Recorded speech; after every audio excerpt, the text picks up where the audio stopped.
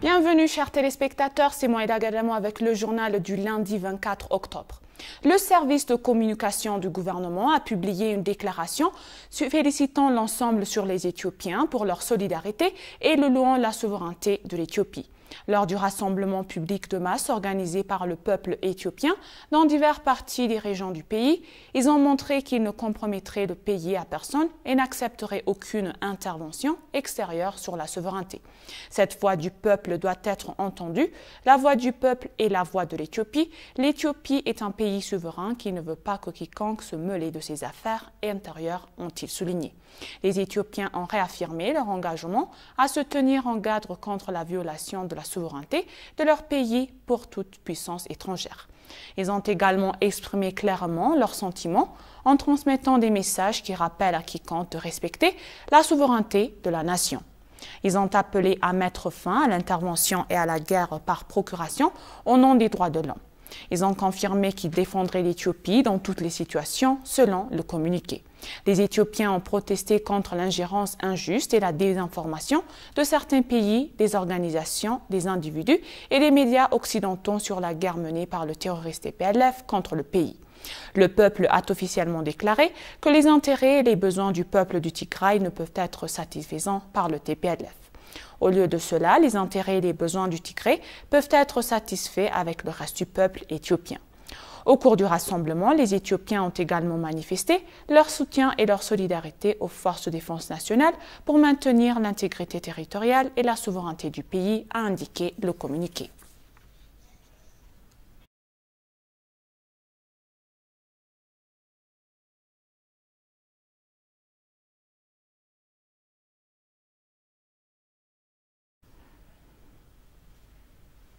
Le bureau de la première dame de l'Éthiopie a été inauguré par la boulangerie et le moulin à farine qu'il a construit dans la ville d'Agaro hier.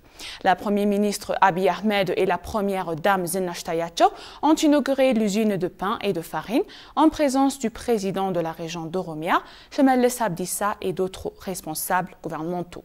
L'usine aurait une capacité de produire 300 000 pains et 42 tonnes de farine par jour. Il a fallu 7 mois pour construire et achever l'usine et les travaux de construction ont été réalisés par le partenariat de Midrock Investment Group et Hebei Pingle Flour Machinery Group. L'usine de pain et la farine d'Agaro est le premier des projets à être inauguré parmi d'autres projets similaires en cours de construction dans 11 villes par le bureau de la Première Dame. Il convient de rappeler que le bureau de la Première Dame a achevé la construction d'une usine similaire à Addis Abeba, pouvant produire 1 million de pains par jour. Le Premier ministre Abiy Ahmed a félicité le bureau de la Première Dame d'Éthiopie pour son engagement en faveur de l'éducation et ses engagements en faveur de la sécurité alimentaire.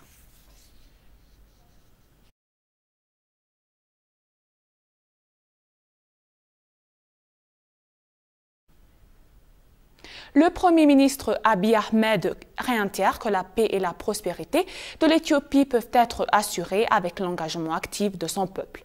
Il a fait cette remarque lors d'une visite de recherche induite par les réalisations tangibles sur le terrain dans les zones d'environnement à l'université de Bonga.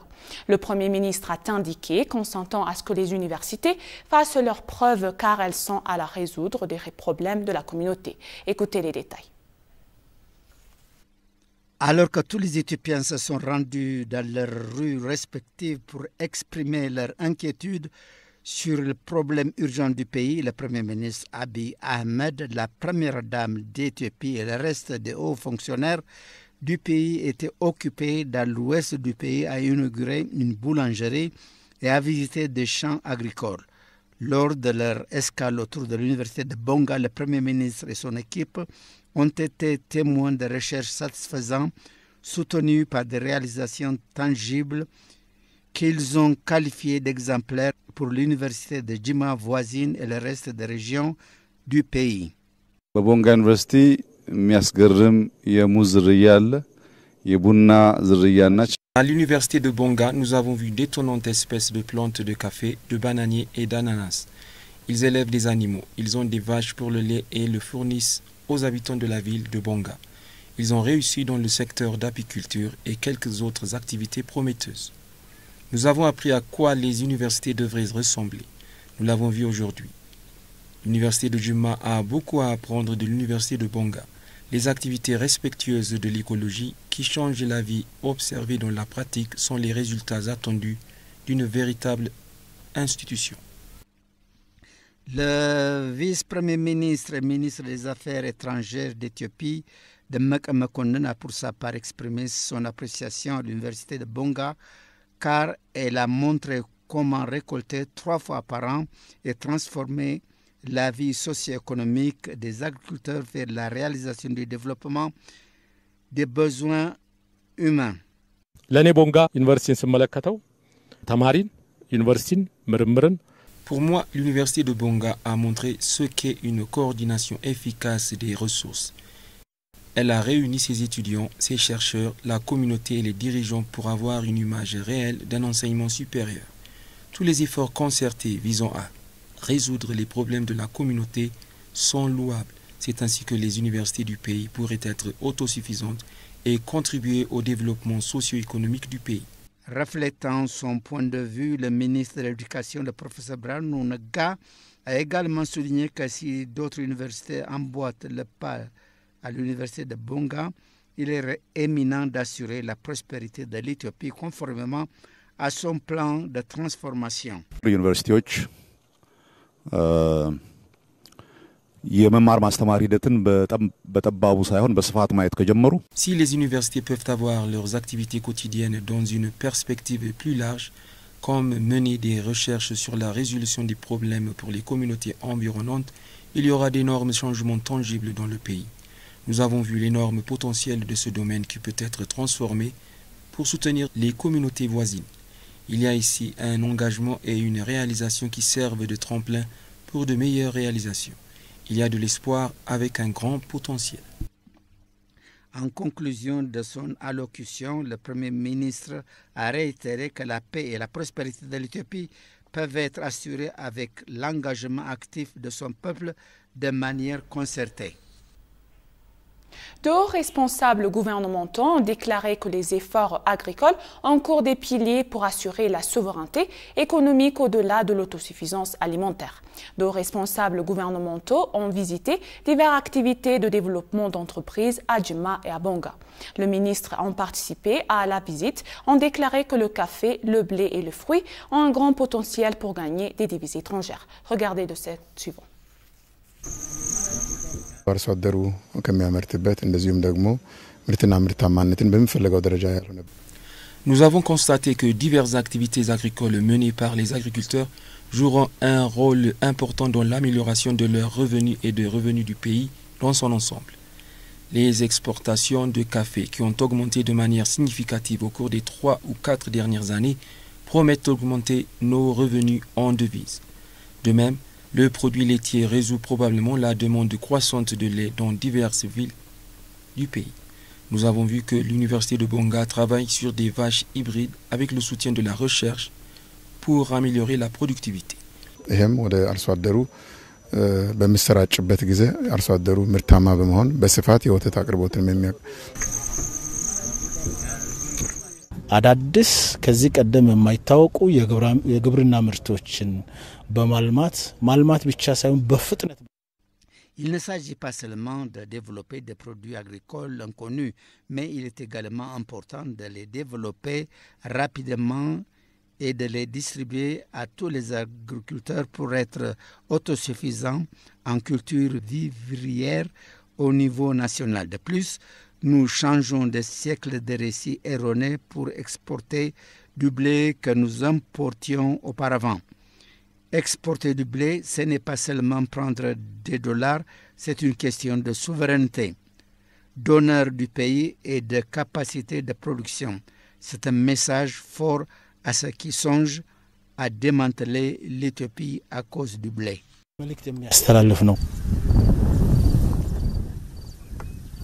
ሃርዶን የሆነ ዶላራችንም እንድንሰው ያደረገን አንዱ የስንዴ ምርት ጥራት ነው። L'une des raisons pour lesquelles nous avons dû sacrifier nos dollars durement gagnés était la pénurie de blé. Par conséquent, résoudre le problème de la production de blé est une intervention critique. C'est une énorme initiative pour notre économie, notre souveraineté et également l'honneur du pays. D'une part, cette production de fruits assure la santé des citoyens et c'est aussi une culture de grande valeur qui peut être vendue à l'étranger et générer des revenus élevés.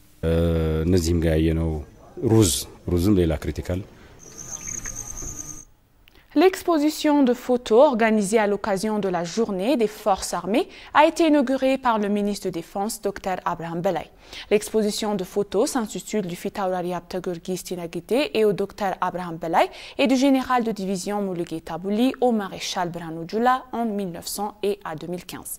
L'exposition de photos a été visitée par de hauts fonctionnaires du ministère de la Défense, les officiers supérieurs des forces de défense et des invités.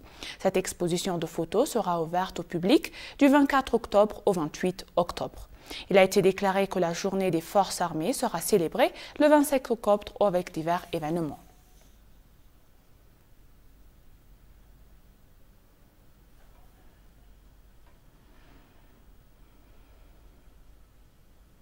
Par ailleurs, l'ambassade d'Italie en Éthiopie, Agostino Palese, a noté que l'immense potentiel de productivité agricole en Éthiopie jouera un rôle déterminant dans la réalisation de l'intégration économique de la région de l'Afrique de l'Est. Le Premier ministre Abiy Ahmed et l'ambassadeur Palese, ainsi que de hauts responsables gouvernementaux, ont visité les diverses activités de développement dans la zone de Djemma. À l'occasion, l'ambassadeur a déclaré que l'Éthiopie possédait divers potentiels inexploités, s'engageant à ce que son pays renforce son soutien à l'Éthiopie pour utiliser le secteur notamment en fournissant des technologies. Il a également salué le succès de l'Éthiopie à fournir une énergie adorable aux projets industriels en très peu de temps, soulignant la nécessité pour le pays de continuer sur cette voie car il exige un environnement propice à cet égard.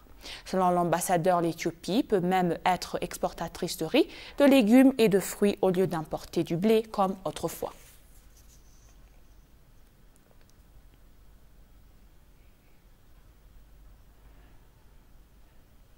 Un ressortissant étranger a assisté à la manifestation massive d'Addis Abeba samedi, l'a décrite comme une résistance exemplaire aux pressions indues répétées de l'Occident dans les affaires intérieures de l'Éthiopie. Un expert en communication, Wang Ping, a noté que les Éthiopiens ont une fois de plus prouvé leurs héritages historiques en refusant de céder aux pressions étrangères. Les Éthiopiens au pays et à l'étranger dénoncent l'ingérence des Occidentaux dans les affaires intérieures du pays. Lors de la manifestation massive de samedi dans la capitale Addis Abeba, les manifestants ont condamné certains pays occidentaux, dont les États-Unis d'Amérique, à s'abstenir de harceler le gouvernement et de soutenir le TPLF. Approché par Lena Wangping, un assortissant chinois, s'est dit très impressionné par l'immense rassemblement qui s'est déterminé à élever leur voix pour condamner les forces étrangères qui s'intègrent dans la souveraineté de leur nation bien aimée. Ping, qui travaille comme expert en communication en Éthiopie, a observé que les Éthiopiens ont organisé une procession pacifique à grande échelle pour dire aux puissances occidentales de cesser de s'intégrer dans les affaires intérieures, de soutenir le TPLF terroriste. La Chine a souligné la nécessité de soutenir le gouvernement éthiopien qui cherche une alternative pacifique en conflit dans le nord de l'Éthiopie, a-t-il indiqué. L'expert en communication a finalement appelé à l'intérêt des guerres par procuration de l'Occident dans le but d'assurer une paix durable dans le pays et dans le monde entier.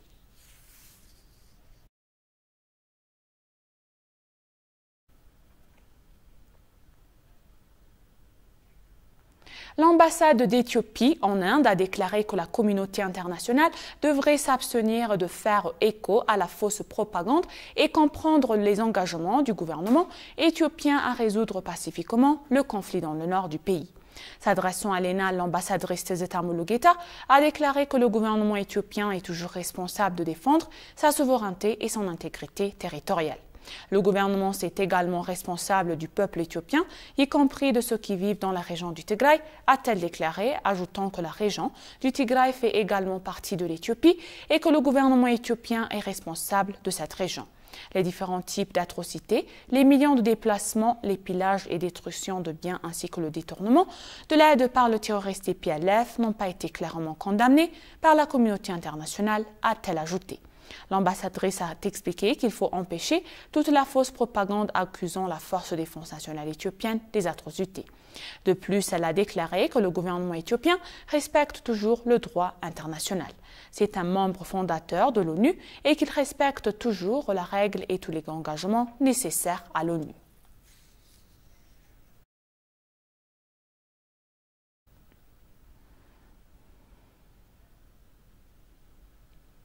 Et pour conclure le journal, Dagmawit Moges, ministre éthiopienne des Transports et de la Logistique, a remporté le prix Aviators Africa Tower Award, qui a été décerné à des individus et des organisations exemplaires de l'industrie aéronautique sur le continent.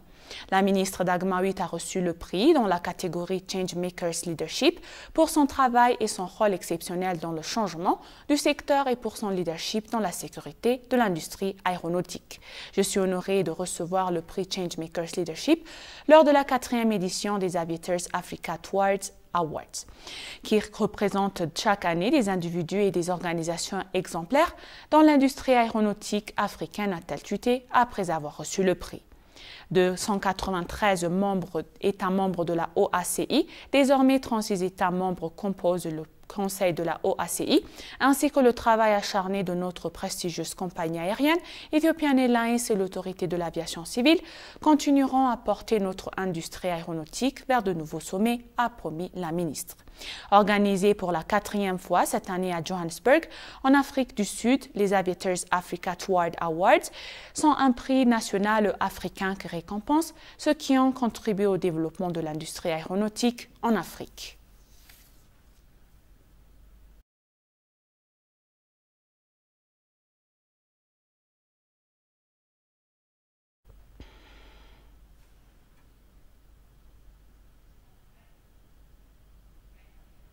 Chers téléspectateurs, nous vous rappelons les titres principaux.